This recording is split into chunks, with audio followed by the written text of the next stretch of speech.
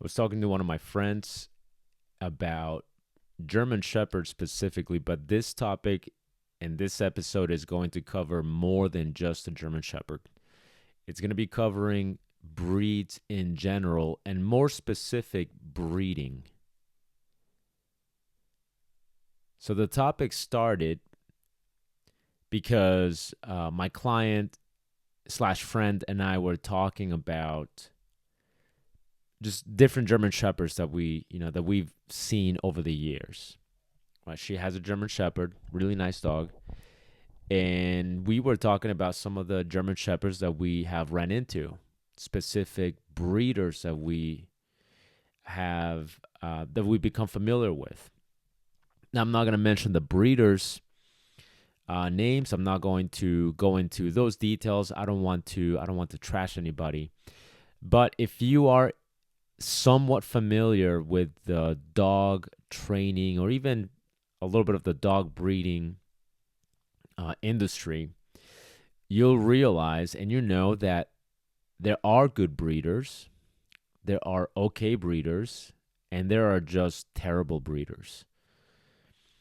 And good breeders will sometimes have bad breedings, meaning sometimes you'll get a dog that is not the best, the most suitable candidate for what you want.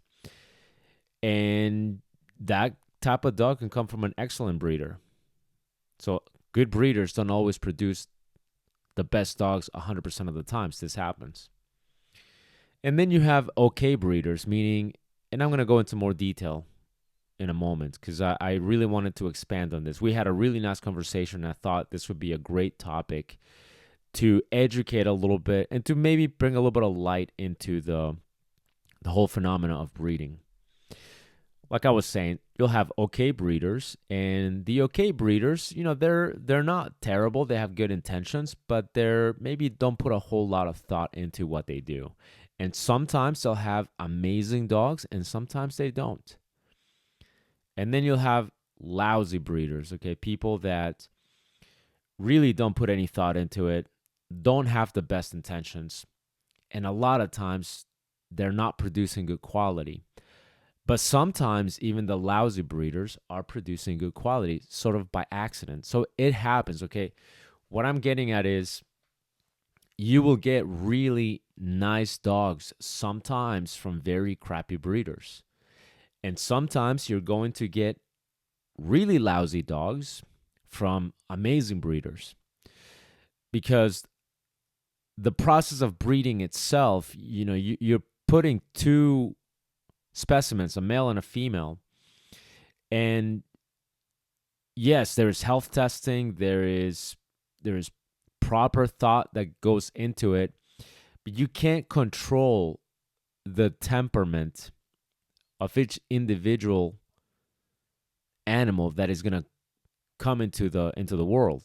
That's the part that we don't always have control over. So let's break those down a little bit more. Okay, so breeders. Now, if you are just a person that wants a dog, any dog, maybe you want a particular dog, you're probably going to look into breeders. So if you think, for instance, well, I would like to have a nice fluffy dog, you are going to look up fluffy dogs and you're going to come up with some breeds on your Google search. Right, you're going to see doodles, poodles, you're going to see golden retrievers. You're going to see some sort of mix. You're going to see something that tickles your fancy, something that's going to make you go, oh, yeah, that dog looks like it would be nice to have. And you're going to do another search for that particular breed. And then based on what breed you're looking, based on what breed you're searching, you're going to get some results for that particular breed. If you're not familiar with how this whole process works, which a lot of people don't, I have clients that bring me their purebred dogs and they don't even understand. I mean, they've told me they don't understand the process. They just contact the breeder. The breeder will tell them, yes, I have the type of dog you're looking for. Come pick it. Come pick a dog. Or, they'll tell them I have a dog for you. But the client, the average person, doesn't understand. They don't have the education to understand how that works.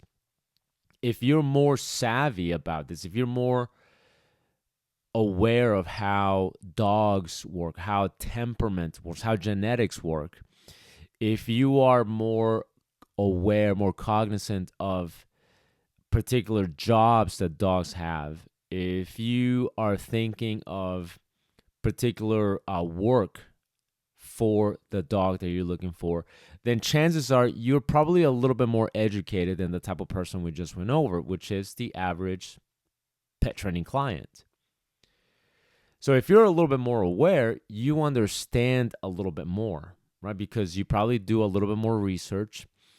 You probably have some experience with a certain breed, especially if you're looking for a specific type of work. So you have already a little bit more education on the topic than the average person.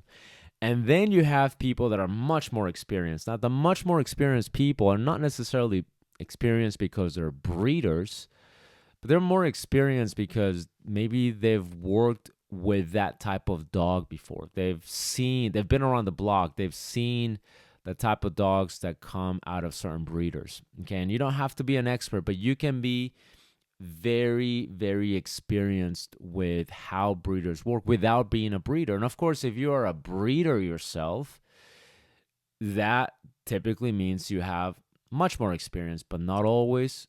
It's not always the case, of course. Okay, there are people that set up a breeding program without knowing a whole lot. So I'm going to give you some stories as to what I mean by this. Okay, I'm going to break it down even more to get to the point so you guys can see exactly what I'm talking about. So I want to talk about a person that I know, a person that I know that had the good intentions, they had the right intentions, but they didn't know exactly what was going on. So what this person did, somebody I know, they bought 2 dogs, specifically 2 German Shepherds, from a vendor. Again, this vendor is actually pretty popular. If I were to tell you their name, you either would know who they are, or you'd be able to look them up and instantly be able to see who they are. Okay, they're vendors, and they also do some breeding. They also sell personal protection dogs, and it's a bit of a household name in some circles. So what this person did is he got, I'm trying to be as general as I can because obviously I don't want to give details. I don't want to do any of that. But I just want you to understand the lesson here. I want you to understand the story to illustrate what I'm talking about. So they got 2 dogs, okay? They're not just regular backyard bred dogs. He got 2 decent German Shepherds. They're imported from Germany. So right away, this guy is going into it with the right mindset. He wants to do the right thing. He wants to be responsible. Now, this is a person I know, but it's not like, he's not a close friend of mine. It's somebody I've only seen a handful of times. He's asked me a few questions a handful of times. So I've been aware of his whole process, his whole journey. So he got these 2 dogs, and he told me his intention, okay? He told me about it. And I'm like, oh yeah, I know exactly who you're getting your dogs from. Okay, I also know people who have gotten dogs from that person. I've seen his product a handful of times. As a matter of fact, I've known people who have worked for that vendor, and so I'm familiar with them. Okay, so I told him, yeah, I know who those people are. I've never owned one of their dogs, but I have worked with some of the dogs that they have provided. So what this person did is, again, he's doing the right thing. He's getting 2 good specimens. He paid a lot of money for these 2 dogs. Probably more money than he should have. Okay. So we got these 2 dogs. The intention was to come up with a breeding program and sort of replicate a good breeding program. Well, what happened over the following years, okay, after that, as he was getting the health testing, as he was trying to promote the breedings, It was one thing after another. Essentially, just did not pan out for him. Okay, it did not work out for him. And eventually, he tried. Eventually, he contacted me. This is also a person that doesn't really, the working dogs, the German shepherds that he got were working dogs. They were not show line dogs. They were working lines. They were working dogs that they were bred for working purposes. So his goal was to breed working dogs. Well, if you don't do working dog stuff as a breeder, if you don't do working dog stuff, it's kind of hard, not impossible, still doable, but in my opinion, it's hard to breed for something that you yourself don't do. And if you do working dog stuff yourself, if you're listening and you do working dog stuff, so if you are listening and you engage in maybe hunting dog, retriever dog work, you understand what I'm saying. Imagine, you're a bird dog trainer, right? Or you're a bird dog person. You're very familiar with hunting dogs, with bird dogs in this particular example. And you go to a breeder that breeds black labs for retriever work. And you go to them, and that person doesn't even hunt. That person, as a matter of fact, let's put the hunting aside, that person doesn't do retriever work. But they breed black labs for retriever work. Do you see how you would not have 100% faith in that breeding program? Because it's hard to produce something for a particular purpose that you are not familiar with to begin with. Do you see what I'm saying? So if you want a lab for retriever work and you find this breeder that maybe through a connection, and you go, hey, I want to look into your breeding program. What are you breeding for? What's the temperament like? And the person goes, well, these are my first dogs. I myself don't do retriever work, but I think, I have a really good feeling about this breeding. Well, there's a very good chance that you yourself will probably hesitate to go with that breeder. Now, you might go off of the lines and you might go, well, you don't need to do that. Let me look at the pedigree. Who are these dogs' parents? And off of that, you might go, okay, it doesn't matter to me that you don't do retriever work. I know what I'm looking at pedigree-wise, and this is what I want. And that's fine. You'd probably be okay with that. But aside from that, it's kind of hard to have faith in a person. It'd be like I don't know how to describe it or what other analogy to come up with. But like if I were to breed dogs for protection work, which is, it's my area of expertise, right? So I do a lot of protection work. If I were to breed dogs for protection work and I don't even understand protection work myself, well, what am I breeding for? How do I know what I'm looking for? How do I know what you, the consumer, wants? So this was the situation, this was the predicament that this person was dealing with. Okay, he himself, not a trainer, which again, you don't need to be, okay? A lot of breeders aren't. But you yourself, the guy himself, he was not even a whole lot familiar with the breed to begin with. I'm not ragging on this guy, by the way, okay? This is a nice person. He had great intentions. I'm not trying to shit on him. Again, great intentions. He's already, as far as his intentions as a breeder, he's already far ahead, much farther ahead than a lot of people that are irresponsible. He was not irresponsible. He was trying to do it the right way. He just didn't have the background to go about this, and he understood this. So he did run into some challenges. I'm not gonna mention, but there were some health testing issues. There were some breeding issues. The breedings didn't take. So he struggled with that back and forth. He had invested a lot into his website, invested a lot into the dogs. He invested into some of the training, some content.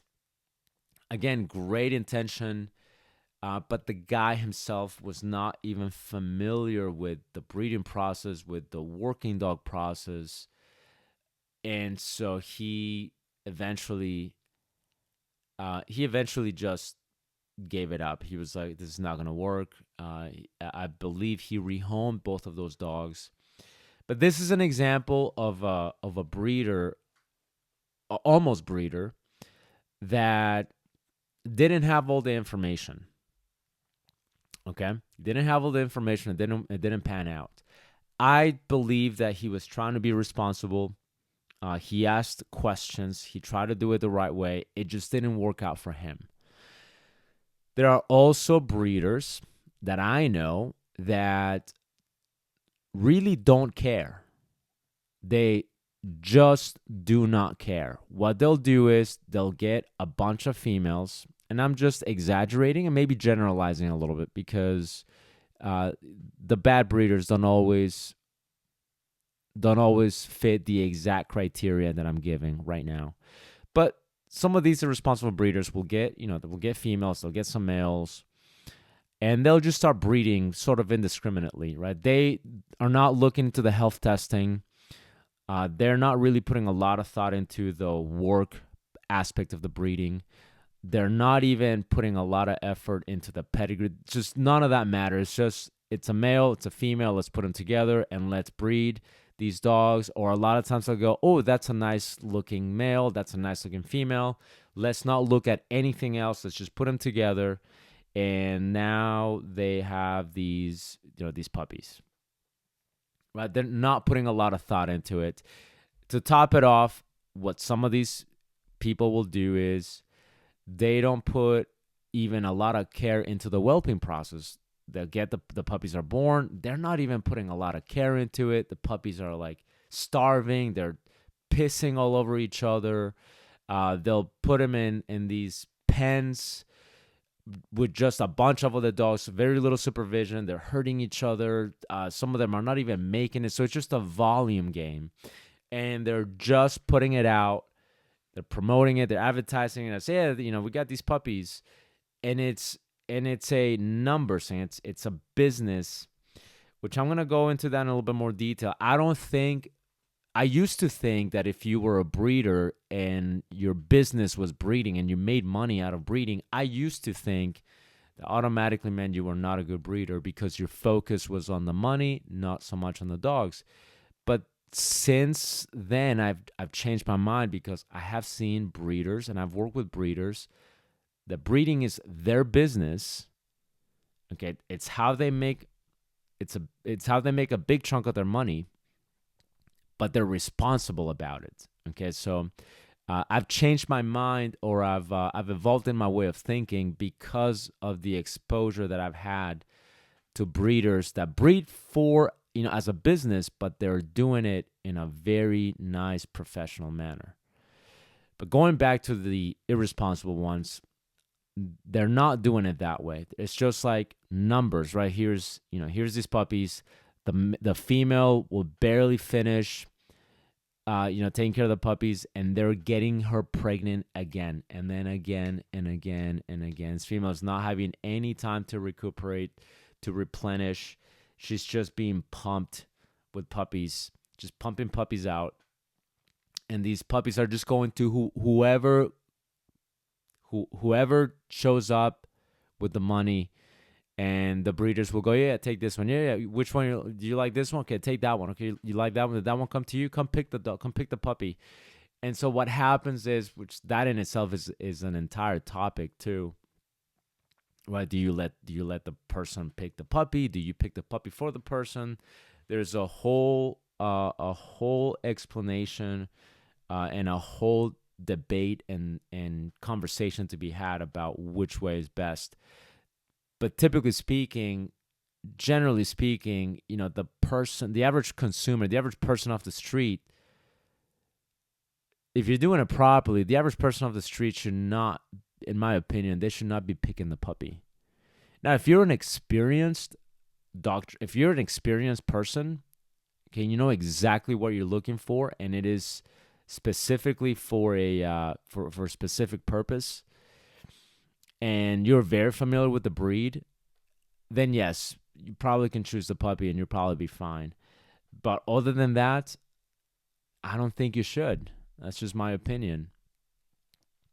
But these breeders will let that happen. And so essentially what happens is then these people are getting dogs that are not healthy, that have temperament issues, and they just have to have a host of other problems that they were not aware of what they signed up for because they went to a breeder that was not responsible. They went to a breeder that didn't really care. They just cared about essentially the money. We're gonna pump these puppies out.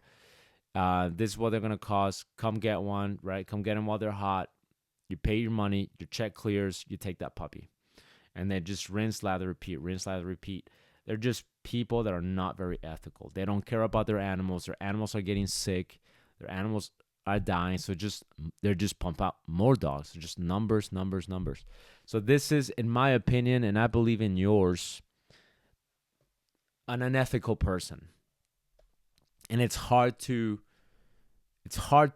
think of these people in a positive way because they genuinely do not care about their dogs. Right? Their dogs are again they're starving, they're not doing well, they're pissing all over each other, they're just nasty, they're like worse, they're treated worse than farm animals. And they now set their breeding program like that because they don't care. To me, and probably to you, that's an unethical person.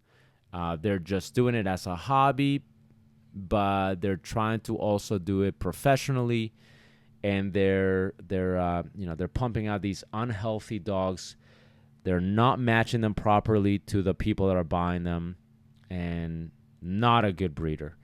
Then you have good breeders, and my experience has been in general, good breeders don't really do a whole lot of promoting.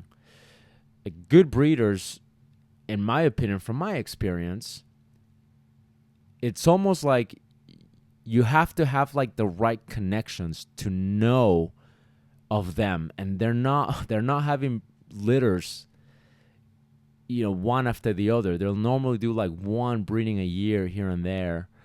And again, it's very hush-hush. It's not that they're trying to keep it a secret. It's that they're breeding for very specific purposes, and people in their circle are essentially buying these puppies before they even hit the ground. Right? So these are, in my experience, they're more responsible breeders because they're typically breeding for purpose. Okay, they're breeding for purpose. They are breeding. Normally, they're very thoughtful and careful and very involved in the process because usually they're breeding dogs that they really like. So they're breeding their female that they adore, right? Or their male to their female, and they adore them, and they just love them. So they actually care about the puppies. I've seen, and I know these breeders, like they're so involved. They love their dogs. They put a lot of care into it, and it's just such a big emotional process for them. And again, by the time their puppies are ready to go home, they already have their homes usually. Not always, but usually they're so educated in the entire process, and they are so well connected. Not well connected that they know people of status, but they're just connected to people that are looking for these types of dogs. Again, they've already taken deposits. They've already sold these puppies before they're 7 weeks of age, and sometimes before they even hit the ground. So in my experience, these are breeders that are more responsible. Now, they don't always do health testing. They don't always they have good intentions. There are some T's that they don't cross, right? There are some things that maybe they overlook, but in general, you can tell these are people that are much, much more educated, much, much more involved in the process, and they're people that care about the breeding process, right? They actually care about their animals. That's the other type of breeder that you're probably not even gonna find on Google. You're not gonna find off of an AKC recommended website. You're not gonna find them like that. It's usually you have to rub elbows with the right people for you to know when these breedings are taking place and that kind of stuff. And then you have, business breeders. Again, not many, but I do know some, right? Business breeders, like it is their business. This is what they do. But even they can still be very, very careful about the process. Like I said earlier, I used to think if you breed for money, you're probably not a good breeder. You're not putting a lot of care into it. You just care about the money. That's what I used to think. But experience does change your mind. And I have experienced business breeders, but they're so incredibly knowledgeable. Like knowledgeable. They know their shit, right? They know the pedigree. They know exactly what they're looking for, what they're pairing. They're very savvy about the process, and they are breeding as a business. But man, they put out amazing dogs. And so I have known breeders like that as well. And then you have everything in between. You have okay breeders. These are breeders that could fit any sort of criteria, meaning they have amazing dogs, they do good health testing, they're careful about the process, but maybe they don't care about their dogs as much. It's a bit of a numbers game, so they're just pumping out puppies constantly, but at least they're putting thought into the pedigree, right? They're putting thought into the work, into the purpose of the breeding. So I know breeders like that as well. They're not the best with their dogs. They're not the best with their bitches that are being bred. They're pumping puppies very frequently off of the same bitch over and over and over, and you could say, "Wow, that's pretty shitty." But at least the saving grace is at least they're breeding for purpose. Like they're actually very, very, they're very thoughtful of the whole process as well. Might not be as emotionally involved. They might not be as as thoughtful with the caring part of it, but at least they put a lot of effort and a lot of focus on the working aspect of the breeding. That's an okay breeder, right? Another okay type of breeder would be a breeder that cares about the dog. Really, I mean, they love the dog. They're very nice and very thoughtful and caring about the whole breeding process, but maybe they're not as knowledgeable as some of these other breeders. Again, to me, they have good intentions, they're good breeders, but they lack the know-how, right? So that could be also in the okay breeding. Now, why does all of this, how is this relevant to you at all? Well, if you are looking for a dog yourself, you should be aware. Now, I don't know who you are listening, right? You could be a person with a lot more experience than me when it comes to the breeding aspect of it, so you know exactly who to go to, what to get. You might be a person with no experience, somebody right off the street who thinks I want a German Shepherd. So if wherever you are experience-wise, wherever you are knowledge-wise, it is good to know what kind of breeders are out there.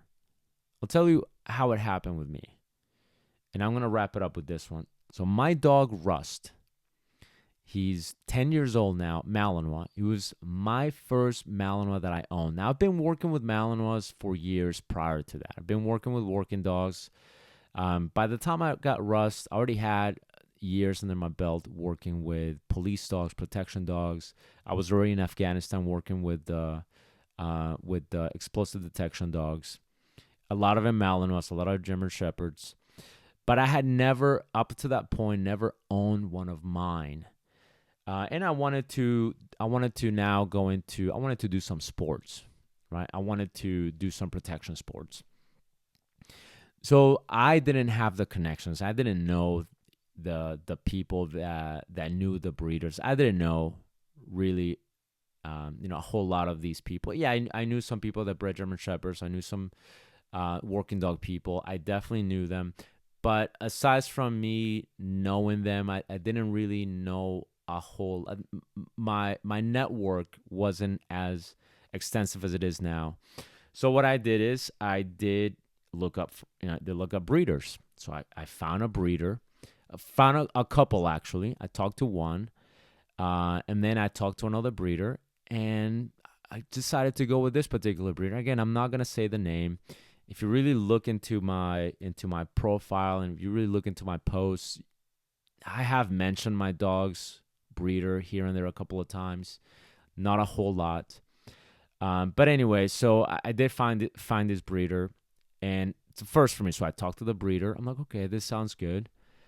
And again, I know very little about this whole process, okay? About the breeding aspect of it. I knew a lot about the dog, about the breed, but not a whole lot about the pedigrees, about the different lines, right? I wasn't aware of that. So I went to this breeder. I got this dog, Rust, right? I got him, took him home, and and I'm working with this dog, and I'm telling you, it was one of the hardest things. I love that dog now. I love him, but he was a pain in the ass. He was a royal pain in the ass because genetically he was there. Okay, he had the genetics. So essentially, let's tell a little bit about him. On his father's side, right, KMPV. The dad had a PH1, which is the Dutch police title. So the dad had a PH1. The mom was a Eastern European police dog, so a Serbian dog. And that's basically all I knew, right? So the genetics were there. This dog had drive, but I don't know what. Again, I'm not trying to shit on anybody. I definitely don't want to shit on the breeder. But the more time I spent in the sports circle, the more time I spent talking to different breeders, the more I got to know different breeders, the more familiar I became with the different lines and the different pedigrees, the more I realized that the pedigree, the lines, looking at the pedigrees make a huge, huge impact on your training. It really, really do. It makes your training either a little bit easier or makes your training very challenging. So these are things that I wasn't too familiar with because prior to this, the dogs that I was typically working with, they were pre-selected, pre-tested young dogs, not puppies, but young dogs that already had all the traits to do the work that we were going to train them to do. But now suddenly I'm learning more about this prior to all of that, right? The pairing, the pedigree, the lines, the raising of the puppy, the developmental stage, how their genetics and their temperament affect the training protocol. All of that just became very, very clear to me as I was learning, as I was doing it, not only with my own dog, but as I was doing it with other dogs. So I would work my dog, and then I would work different lines, right? Other young Malinois, right? And the difference was so drastic. Like with some of the other dogs, I mean, full amazing grips, amazing nerves. And then I'd be working with my dog, really, really just nervy, right? Nervy grips, environmental issues, all kinds of. The drive was there. I mean, the desire to chase was there. The desire to bite was there. But I would see these things, which I understood. I had a really good idea of what genetics were. I had a really good idea of what temperament was. I knew all of that. This wasn't new necessarily to me, but seeing it, right? Seeing how this one dog and these other dogs, and then have dogs like mine or my dog, just really put me front and center when it came to experiencing this firsthand, right? Especially running a club for protection. So essentially, I realized through years of working with my dog, I had to do things different with my dog, right? And then when I would work some of my other club members' dogs, I would do things different with their dogs. So I was fortunate that I got a lot of experience working with these dogs. And I was fortunate that I got to meet breeders and I got to see what they were producing. And I got to see the consistency of some of these breeding programs and some of the inconsistencies of other breeding programs. So I got to learn a lot about genetics, especially about the Malinois. But again, this is applicable to other breeds as well, because I also work with other breeds. I got to know a lot also the process with the German Shepherds. But again, this is all applicable to other breeds as well. I'm making a specific example, and I'm talking about something very specific, but this can be generalized to other breeds as well. So I got to see this, and I got to notice that things were a little bit different with my dog. So long story short, I learned a lot from my dog. I learned so much. He's 10 years old now. We do PSA. We started doing PSA with him when he was 3 years old. And now he's 10. He has a PSA 3 now. And that was such a journey for him and for me. But that's what I wanted to kind of go over. I wanted to go over the different types of breedings. And I'm telling you, it makes a huge, huge difference. Okay, so whether you want to get one just as a companion, do your homework. Really, really do your homework. And if you're not sure where to begin, I wish I had somebody to kind of walk me through it back then. Although, going back, I wish, for many years, I wish I didn't have him. I wish I had, a different, man, there were times where I was ready to send that dog back to the breeder. And there were times where I was just kind of beating myself up going, damn it, I should have gotten another dog. But in retrospect, looking back at all the lessons I've learned from that dog, he's definitely made me a better trainer. He's definitely taught me to be creative. He's definitely forced me to think different.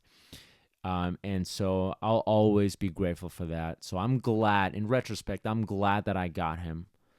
And I'm glad that I was not as knowledgeable as I am now, because if it was back then and I had the awareness that I have now, I definitely would not have gone with that breeder, and I definitely would not have gotten that dog. And if I had gotten that dog, I would have washed him, and I would have gone to another type of dog. And I would have done that, and then I would have missed out on all the wonderful and painful lessons that I learned with him.